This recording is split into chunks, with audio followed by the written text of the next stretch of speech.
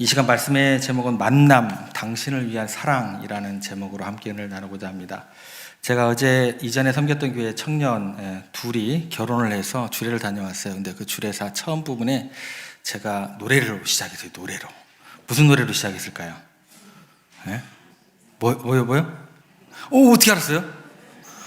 오, 대단하시다. 제가 우리 만남은 우연이 아니야. 그것은 우리의 그 다음 단어가 뭐예요? 바람이었어. 이렇게 노래를 잘 불렀거든요. 근데 박수를 안 치더라고요, 어제. 우리 교회 성도님들이 홀라. 그래도 이전에 있던 성도님들은 아직 제가 멀리 있어서 교육이 끊어졌나 봐요. 아무튼 어제 제가 이렇게 얘기해서 박수를 받았어요. 만남. 근데 보통 이제 세상의 노래에서 이제 만남에 대해서 뭐라고 해요? 우연이 아니고 또 더 좀 나아가면 바램이라고 얘기를 하는데, 성경에서는 더 나아가요. 만남 자체가 뭐라고 얘기를 하냐면 하나님의 뜻 가운데 우리에게 주어진 섭리다라고 이야기까지 하거든요. 그 만남에 대해서 우리가 오늘 살펴보고자 합니다. 먼저 인사할게요. 우리 세종교회 모든 성도 여러분, 그리고 오늘 하나님의 부르심을 따라서 이곳 세종교회에 등록하시고 오늘까지 함께 예배의 자리에 나오신 여러분들 참 잘 오셨습니다. 주님의 이름으로 뜨겁게 환영하고 축복합니다. 아멘. 예. 우리가 인생을 살아가면서 참 많은 만남을 가집니다. 어떤 만남은 옷깃만 스치고 지나가는 만남도 있어요. 예. 그리고 어떤 만남은 참 이런 만남은 참 우리 가운데 참 어려움으로 다가오지만 가슴에 아픈 상처를 남기는 만남도 우리 가운데 주어지게 되더라고요. 그런데 어떤 만남은요, 우리의 인생을 송두리째 바꾸기도 하는 그런 참 인생의 기념비적인 만남도 있다라는 것입니다. 여러분, 오늘 이 예배가 또 여러분들이 세종교회를 다니면서 함께 만났던 그 만남이 여러분의 인생을 하나님께서 예비하신 영원한 축복으로 바꾸는 위대한 시작이 되기를 간절히 축원합니다. 예. 영국의 지성가이자 또 나니아 연대기의 작가인 C.S. 루이스라는 사람이 있습니다. 이 사람이 굉장히 통찰력 있는 말을 남겼습니다. 그 말은 이런 말인데 한번 들어보시기 바랍니다. 만약 나에게 이 세상의 그 어떤 곳으로도 채워지지 않는 강렬한 욕구와 목마름이 있다면 그것은 내가 이 세상이 아닌 다른 세상을 위해 만들어졌다는 증거다. 굉장히 멋진 말인 것 같아요. 무슨 얘기냐면 여러분들 안에 목마름이 있다라는 것은 여러분들에게 굉장히 불편한 거죠. 굉장히 불평할 만한 것이고 내게 주어지는 어떤 기쁨이 없을 만한 어떤 그런 내용의 것이다라는 거예요. 그런데 그 얘기로 끝나지 않습니다. 여러분 안에 뭔가 목마름이 있다라는 것은 뭐냐면 어딘가에 반드시 그것을 채워준 뭐가 있다라는 거예요. 물이 존재하고 있다라는 이야기가 된다라는 거예요. 여러분의 안에 만약에 배고픔이 있다라는 것은 이건 어떤 얘기가 되는 거냐면 우리를 배불릴 양식이 있다는 강력한 증거가 된다는 이야기예요. 여러분 슬프세요? 여러분을 위로해 줄 어떤 분을 하나님께서 예비해 주셨다, 이렇게 생각하시면 된다는 거. 이게 성경의 가치관이에요. 예. 그렇다면 여러분, 우리 영혼이 끊임없이 뭔가 의미를 찾아가게 되고 또 뭔가 외로워요. 그러다 보면 사랑을 갈구하게 됩니다. 이게 무슨 뜻이 되는 거예요? 여러분들의 그 의미를 부여할 수 있는 여러분의 삶의 이유가 어떻게 된다는 거예요? 존재한다는 뜻이 되는 거예요. 여러분들이 막 외로워요. 막 사랑을 막 갈구하고 있어요. 그러면 무슨 얘기가 되는 거예요? 여러분들을 만족시킬 완전한 사랑이 있다는 뜻이 되는 거예요. 이게 성경의 진리입니다. 오늘 이 자리에 오신 여러분들은 결코 그래서 우연히 오신 게 아니다라는 거예요. 이 삶의 해답을 찾기 위해, 아니 그 해답이 되시는 분이 여러분을 너무나 사랑하셔서 여러분을 이 자리로 부르신 줄 믿으시기를 바랍니다. 그래서 세상은요, 답을 복잡한 이론이나 철학에 둡니다. 그런데 성경은 답이 만남에 있다라고 이야기를 해요. 오늘 말씀을 통해서 우리 인생 최고의 만남이신 예수 그리스도를 다시금 만나시고 경험하시는 은혜의 시간 되기를 다시 한번 축원합니다. 오늘 15절 말씀으로 저희들이 한번 시작해 보겠습니다. 15절 말씀 같이 한번 읽겠습니다. 그는 보이지 아니하는 하나님의 형상이시요 보다 먼저 나신 이시니. 여기 보시면 시작이 뭘로 되어 있어요? 근은으로 되어 있어요. 그가 누굴까요? 예수님이세요. 예수님. 보통 하나님께서 성경을 통해서 하나님을 계시하실 때 하나님을 뭐라고 얘기하는 줄 아세요? 영이다라고 이야기를 하세요. 영. 영과 진리로 예배할지나. 그럴 때 영입니다. 영. 자, 그렇게 분명하게 성경을 통해서 하나님께서 자기를 소개하고 계신다라는 거예요. 그래서 여러분들 하나님을 눈으로 볼 수가 있어요, 없어요? 잘 대답하셔야 돼요. 볼 수가 있어요, 없어요? 예, 본다고 하면 큰일 납니다. 예. 하나님을 눈으로 볼 수가 없어요. 예. 보이지 않으니까 우리는 어떻게 해요? 답답하죠. 좀 보였으면 좋겠는데 안 보이니까 너무나 답답해요. 그래서 사람들이 뭐라고 질문한 줄 아세요? 하나님이 계시면 좀 보여주세요. 여러분들이 항상 믿지 않는 사람들에게 듣는 얘기잖아요. 좀 보여줘봐. 그럼 내가 믿을게. 그 질문이 뭐예요? 이상한 질문이에요? 당연한 거예요, 여러분들. 야, 이상한 질문 하지 마. 그러면 이야기가 안 돼요. 그 순간부터 하나님을 소개하는 그 문이 닫혀버리는 거예요. 그죠? 하나님 계시면 보여줘봐. 당연한 질문입니다. 내 기도를 듣기는 하시는 겁니까? 이런 질문이 나와요, 안 나와요? 저만 나오나 봅니다. 나와요, 여러분들. 당연한 거예요, 여러분들. 이상하게 여기시면 안 돼요. 신에 있다면 왜 이 세상이 고통이 끊이질 않습니까? 이런 질문이 나와요, 안 나와요? 한 번도 이런 질문 안 해보셨나 본데. 나옵니다. 지극히 정상이다라는 거예요. 여러분들 생각을 해보세요. 어디 여행을 가시다가 막 고딕 양식으로 해가지고 웅장한 건물을 딱 봤어요. 그러면 여러분들이 지나가시면서 그 건물을 보고 땅에서 솟아서 나왔구나 이렇게 생각을 하세요? 그렇게 생각하는 분 없잖아요. 보면서 건물이 있으니까 이걸 만든 사람이 있는 걸 우리는 본능적으로 압니다. 이 건물을 지은 건축가는 도대체 어떤 사람일까 궁금해지는 것과 마찬가지다라는 거예요. 그런데 도무지 만날 길이 있어요, 없어요? 그 건축물 옆에 딱 내가 이 건물을 지었습니다 하고 옆에서 지키고 있는 사람이 있어요, 없어요? 없어요. 예. 그런 것과 마찬가지다라는 거예요. 그렇다고 해서 설계도만 보면 그 건축가의 마음이 이랬고 또 이때는 이런 감정으로 이 벽돌을 올렸고 그거 설계도 보면 알 수 있어요, 없어요? 없어요. 그죠? 그의 따뜻한 표정도 알 수가 없고 그의 부드러운 음성도 들을 수가 없다라는 거예요. 마찬가지입니다. 여러분의 육신의 눈으로 하나님을 볼 수가 없습니다. 그런데 오늘 본문에 보면 이제 그 어떤 하나님을 어떻게 우리가 만날 수 있느냐 그 해결점이 나와요. 그게 뭐라고 나오냐면 예수님이 바로 뭐라고 나오냐면 보이지 않는, 보이면 안 되는 거예요, 여러분들. 보이지 않는 그 다음 단어가 중요해요. 하나님의 형상이다라고 나옵니다. 여기서 형상이라는 단어를 헬라어로는 에이콘이라고 해요. 그러면 여러분들이 영어하고 굉장히 익숙한 단어가 떠올라요. 컴퓨터 뭐를 누르죠? 아이콘을 누르는 거예요. 아이콘. 이게 이제 어원이 되는 거예요. 에이콘, 아이콘. 컴퓨터 하면 아이콘이 여기서 유래를 했거든요. 그러니까 이것은 단순히 겉모습만 비슷한 게 아니고 딱 누르면 뭐가 프로그램이 딱 실행이 되죠. 단순히 초성화가 아니다라는 거예요. 뭐라고 얘기하냐면 보이지 않는 실체의 완벽한 현현이다. 실제로 나타난 그대로 나타난 것이다 라고 이야기를 해주는 거예요. 무슨 말이냐면 베일로 쌓여있던 그 건축가가 설계도면 뒤에 숨어 계시던 분이 직접 건물 안으로 걸어 들어오신 것으로 이해를 하시면 돼요. 그래서 하나님을요 저 멀리 계시는 우주 너머에 계시는 하늘나라에 계시고 구름 타고 계시는 그런 신으로 여러분들은 생각하시면 안 돼요. 도면만 던져주고 야 알아서 살아 나 한번 찾아봐 라고 이야기하시는 분들을 생각하면 안 된다라는 거예요. 우리와 똑같이 사람의 몸을 입으신 분이다라는 거예요. 우리가 그래서 어떻게 해요? 만질 수 있고 대화할 수 있고 함께 울고 있는 모습으로 우리의 삶의 비참한 현장 가운데 찾아오신 분이다라는 이야기가 됩니다. 그래서 이거를 요한복음 1장 18절에서는 놀라운 사건을 이렇게 증언하게 됩니다. 같이 한번 읽겠습니다. 본래 하나님을 본 사람이 없으되 품속에 있는 독생하신 하나님이 나타내셨느니라. 이게 이제 왜 이토록 놀라운 이야기가 되는가 제가 좀 설명을 좀 드릴게요.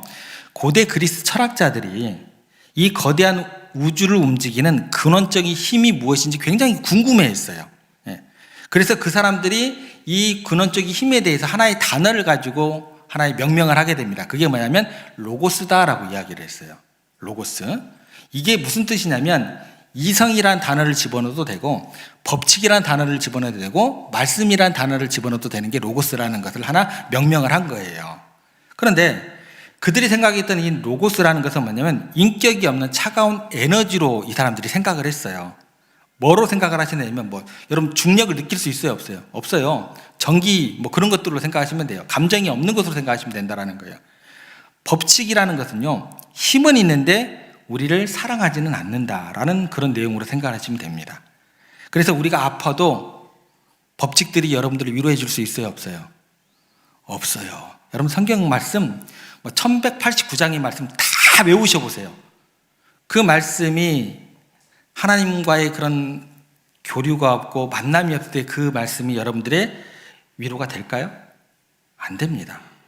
그저 글자에 불과하다라는 거예요. 로고스가 마찬가지예요. 냉정한 하나의 법칙이고 원리로 자리하게 되었다라는 거예요. 그런데 성경은 그 우주의 법칙이 그 거대한 로고스가 뭐가 됐다고 하냐면 사람이 되었대요. 그리고 우리 곁에 오셨다고 충격적인 선언을 하고 있는 그런 구절이 되는 겁니다. 그러니까 에너지가 아니라 따뜻한 뭐예요? 마음을 가진, 심장을 가진 사람이 되셨다라고 이야기를 해주는 그런 구절이 되는 거예요. 그분이 바로 누구다? 예수님이다 라고 이야기를 해주시는 거예요. 그래서 여러분들, 교회로에 여러분들이 오시는 것은 딱딱한 교리를 공부하러 오지 마시기 바랍니다. 교회 오는 목적이 그게 아니에요. 성경 공부하러 오는 게 아닙니다, 여러분들. 여러분들 그리고 교회에 와서 도덕적인 훈계 들으려고 하지 마세요. 그러려고 교회 오시면 안 돼요. 만약 하나님이 그저 법칙이라면 우리는 연구하는 게 맞아요. 공부하셔야 돼요. 시험 보셔야 돼요. 하나님이 뭐라면? 법칙이라고 한다면. 그런데 하나님은 뭐예요? 인격이십니다. 그래서 우리는 만나야 된다라는 거예요. 그 하나님을, 나를 만드신 분, 나보다 더 나를 잘 아시는 분, 따뜻한 인격으로 나를 찾아오셨음을 확인하고 만나기 위해서 여러분들은 이 자리에 계시는 거예요. 다른 생각 하지 마세요. 그 하나님을 만나시기 위해서 이 자리에 앉아 계신다라는 거예요. 그러므로 기억하시기 바랍니다. 신앙생활은 종교가 아닙니다. 신앙생활은 관계입니다. 차가운 이론이 아니라 나의 이름을 다정하게 부르시는 그 주님과의 따뜻한 만남이 여러분들의 일생 가운데 가득하시기를 주님의 이름으로 축복합니다. 자, 그렇다면 여러분, 그 높고 또 높으신 창조주께서 왜 굳이 이 낮고 낮은 땅, 이 냄새나고 아픈 세상에 왜 오셨을까요? 이런 질문도 생기게 됩니다. 오신 이유는 뭐냐면 딱 하나예요. 우리를 사랑하시기 때문이다 라고 이야기를 하십니다. 더 정확히 말하면 사랑하시면서 길 잃어버린 우리를 되찾기 위해서 오셨다라고 여기까지 생각을 하셔야 돼요. 그래서 어떤 얘기가 되냐면 여러분 살면서 죄 안 짓고 살아가는 사람 있어요, 없어요? 없어요. 죄로 인해서 또 받은 상처로 인해서 하나님과의 그 마음이 우리가 멀어지기가 쉬울까요? 어려울까요? 상처받은 하나님과의 그 거리가 더욱더 가까워지던가요? 쉽지 않습니다, 그게요. 예. 죄로 인해서 상처로 인해서 하나님과의 그 마음의 거리가 너무 멀어지기가 쉬워요.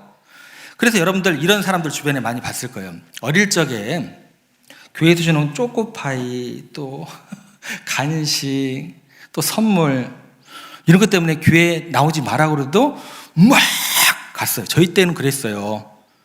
그런 사람 많이 있습니다. 어릴 때는 교회 다녔지만 사람에게 상처받으면 교회를 어떻게 될까요? 안 떠나는 게 이상해요. 그렇게 떠난 분 많습니다. 많아요. 그리고 또 이런 일도 있어요. 세상이 너무 바빠요. 눈꽃 뜰 데 없어요. 예. 제가 어제 갔던 청년들 중에 한 10명 잡들이를 하고 왔어요. 너 요즘 교회 안 나온다며. 목사님, 제가 학교 다닐 때는 몰랐는데요. 직장생활 해보니까요. 바빠서 선배들이 왜 교회를 못 왔는가 이제 제가 이해가 돼요. 그래요, 진짜. 핑계가 아니죠. 세상이 너무 바쁘다 보니까 아차아차 하다가 그렇게 하나님을 잊고 살아가는 길로 접어들 수도 있다는 거예요. 또 어떤 것이 있을까요? 죄책감. 이상해요. 죄책감을 가지면 더욱더 우리가 죄를 회개하면서 하나님께 더욱더 나아가는 게 더 마땅한, 더 쉬운 길 같은데 이게 쉽지 않더라는 거예요. 이렇게 또 하나님과 멀어지는 경우도 있더라는 거예요. 자, 나는 어디에 해당하고 있을까요? 예. 그러면서 스스로 하나님과의 뭐예요? 벽을 차곡차곡 쌓아나가는 거예요. 야, 나는 자격이 없어. 내가 무슨 염치로 내가 목사를 하겠어. 벽을 하나씩 쌓아나가는 거죠. 그죠? 내 인생 너무 망가뜨려졌어. 희망이 없어. 그냥 이렇게 살아야지. 무슨 낯짝으로 내가 교회를 가겠어. 그렇게 벽을 쌓아가더라는 거예요. 그런데 오늘 우리가 읽었던 19절, 20절을 한번 보시기 바랍니다. 하나님 마음이 여러분들 향해서 얼마나 구구절절하게 설명이 되는지 19절, 20절 말씀 저희들이 같이 한번 읽어보겠습니다. 아버지께서는 모든 충만으로 예수 안에 거하게 하시고 그의 십자가의 피로 화평을 이루사 만물 곧 땅에 있는 것들이나 하늘에 있는 것들이 그로 말미암아 자기와 화목하게 되기를 기뻐하심이라. 예수님께서 지금 무슨 얘기를 하시냐면, 야, 내가 너희들 죄를 회개하고 깨끗해지면 내가 그때 갈게. 그 얘기 하시지 않습니다. 그죠? 야, 내가 너희들에게 능력 줬잖아. 달란트 줬잖아. 너희들 이 정도까지 성공하면 내가 너희들 만나러 갈게. 그 얘기하고 계시지 않습니다. 무슨 얘기냐면 우리들이 아직 죄인 되었을 때에, 여전히 우리들이 뭐하고 있을 때, 정신 못 차리고 방황하고 있을 때에 내가 십자가 졌어. 그 얘기하고 계세요. 그리고 그 십자가의 피로 뭐를 이루사? 화평을 이루사. 여러분들이 지금 누리고 있는 화평이 공짜가 아니다라는 거예요. 내가 좀 더 지고 난 다음에 제가 좀 평화를 좀 누리겠습니다. 이 얘기 자체가 성립하지가 않는다라는 거예요. 여러분들이 여기 앉는 조건 자체가 이미 이루어진 조건이다라는 거예요. 누군가 대신 대가를 치렀다라는 이야기가 되는 거예요. 누구세요? 죄가 없으신 하나님의 아들이 나의 죄, 나의 수치, 나의 절망을 대신 짊어지시고 십자가에서 피를 흘리셨다라는 복음이 되는 겁니다. 그러면 십자가가 무엇이 되는 거예요? 하나님이 우리에게 보내주신 사랑의 프로포즈가 되는 거예요. 붉은 빛의 프로포즈. 그죠? 그래서 여러분들은 내가 어떤 모습인지 상관이 없는 거예요. 나는 너를 포기하지 않는다. 내 생명을 주어서라도 너와 다시 화목하고 싶다. 이것이 뭐라고 하는 거예요? 복음입니다. 이게 뭐예요? 기독교입니다. 어마무시하죠? 이 정도의 가치가 있는 그런 진리를 믿는 게 기독교입니다, 여러분들.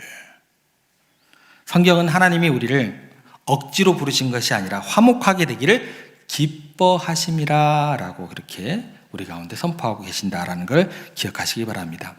그리고 여기서 기뻐하다라는 걸 좀 더 의미를 좀 생각해 보겠습니다. 마지못해 내가 웃고 있는 것이 아닌 뜻이 되는 거예요.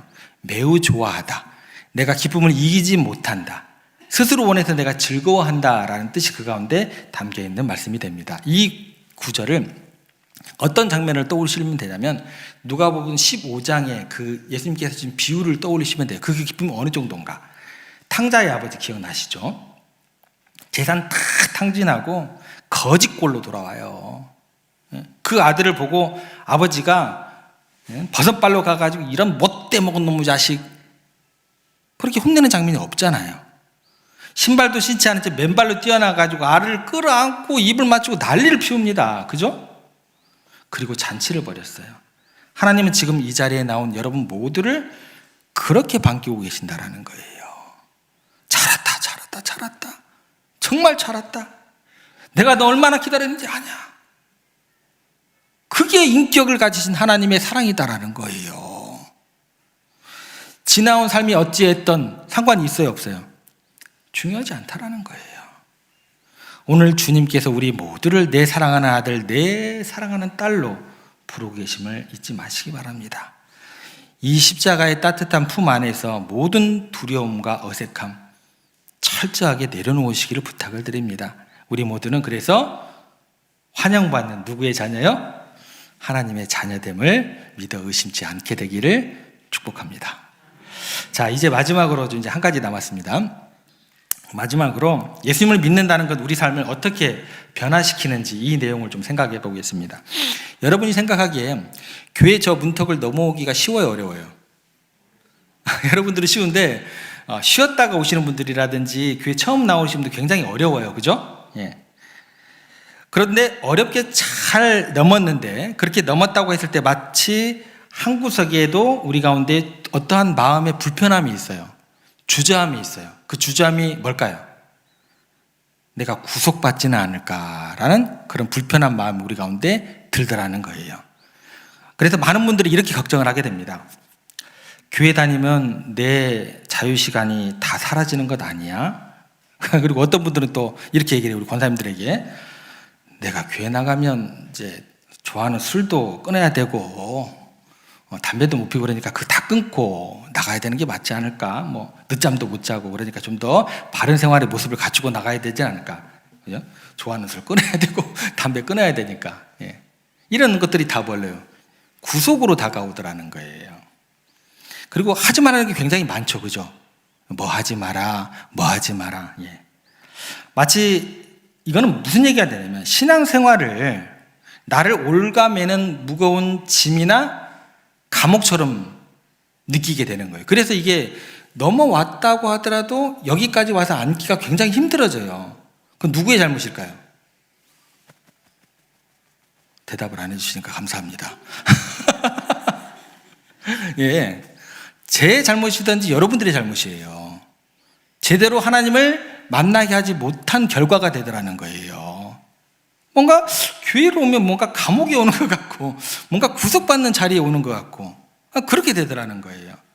무거운 짐이나 감옥처럼 느끼게 되었다라는 거죠. 그래서 여기까지 들어와서 여기까지 앉기가 굉장히 힘들어요. 그래서 우리 권사님들 남편분들요 친절하게 라이드로 해서 여기 마당까지 오시고 다시 집에 가세요.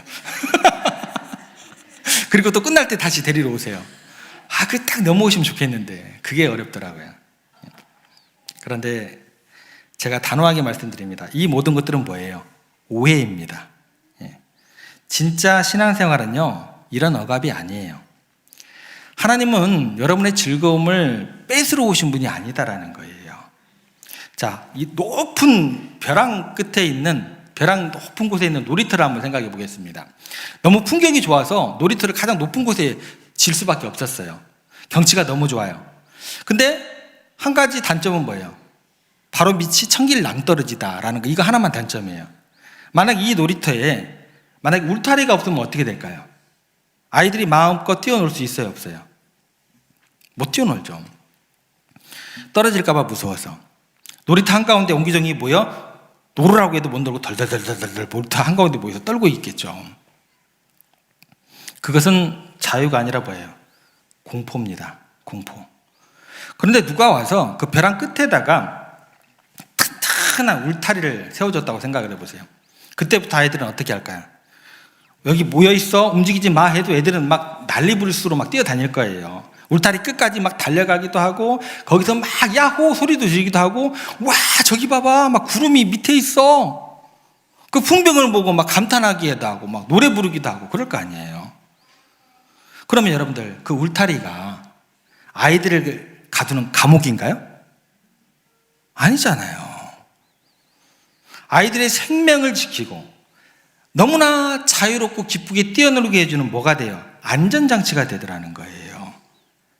여러분들 하나님의 말씀도 마찬가지고 성경에 나오는 여러 가지 계명, 십계명들도 마찬가지입니다. 거기에는 뭐라고 나와요? 이것 하지 마, 저것 하지 마, 이건 또덕또덕 하지 마. 근데 이 말씀은 여러분들을 괴롭히려는 하나님의 잔소리가 아닙니다. 그걸 잔소리로 받아들이면 안 된다는 거예요. 우리의 인생이 죄의 낭떠러지로 떨어지지 않도록 중독과 허물하는 벼랑으로 추락하지 않도록 지켜주는 든든한 하나님의 사랑의 울타리가 되는 겁니다. 주님 안에 거할 때 이 안전한 울타리 안에서 우리는 비로소 불안함을 떨쳐내고 진정한 자유를 누리게 되는 줄 믿으시기를 바랍니다. 그리고 이 안전함 속에서 신앙생활은 어떻게 되냐면 그때 날개를 달게 되는 거예요. 이것을 가장 잘 보여주는 하나의 그림이 있는데 여러분들은 범선을 한번 생각해 보시기 바랍니다. 이 범선이 가장 자유로울 때가 언제일까요? 항구에 밧줄로 꽁꽁 묶여 있을 때일까요? 아니면 선장이 내 마음대로 갈 거야 하고 바람을 이렇게 부는데 이렇게 가는 게 아니고 바람이 역행해서 갈 때가 가장 자연스러울까요? 이렇게 되면 무슨 일이 벌어진 줄 아세요? 노동이 됩니다. 고역이 되는 거예요. 여러분들 신앙생활을 노동하듯이 그런 고역하듯이 하면 안 된다는 거예요. 범선은 넓은 바다로 나아가서 바람을 만날 때 가장 자유롭습니다. 바람이 불어오는 결을 따라서 돛을 활짝 펼치면 배는 힘들이지 않고 물 위를 미끄러지듯이 날아가게 되더라는 거예요. 진정한 자유를 누리고 바람을 따라서 자연스럽게 나아가는 것. 그럴 때 가장 빠르고 가장 아름답고 가장 역동적인 모습이 나오게 되더라는 거예요.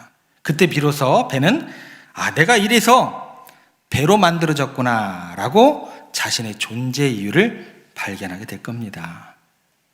기억하시기 바랍니다. 우리가 믿는 예수님은 우리의 선장 되십니다. 신앙생활은 내 힘으로 억지로 땀 흘리며 인생의 노를 젓는 고된 노동이 되게 하면 안 됩니다. 나를 사랑하시는 주님을 신뢰하고 그분이 보내시는 은혜의 바람, 성령의 바람에 내 인생의 돛을 펴는 것입니다. 주님, 내 인생 맡깁니다. 주님 뜻이 나를 이끌어가게 하여 주시옵소서. 그때 우리는 억압받는 것이 아니라 내 인생이 가장 나답게, 가장 아름답게 항해하는 것을 경험하게 될 것입니다. 이때 여러분들은 하나님을 기쁘시게 하고 성도들이 행복한 교회를 진짜 이루시게 되는 거예요. 예수님을 믿는 것은 가장 안전하고 행복한 항해의 시작이 되는 겁니다. 이제 여러분들은 그래서 혼자가 아닌 게 되는 거예요. 누가 옆에 계신 줄 알면 능력의 주님이, 사랑의 주님이 여러분의 인생의 길을 잡고 계시는 시간이 되는 겁니다. 사랑하는 성도 여러분, 그리고 세종교회 등록하신 새가족 여러분, 인생의 답은요, 멀리서 찾지 마세요. 보이지 않는 하나님이 보이는 사랑으로 예수 그리스도의 따뜻한 인격으로 오늘 우리에게 이미 찾아오셨습니다.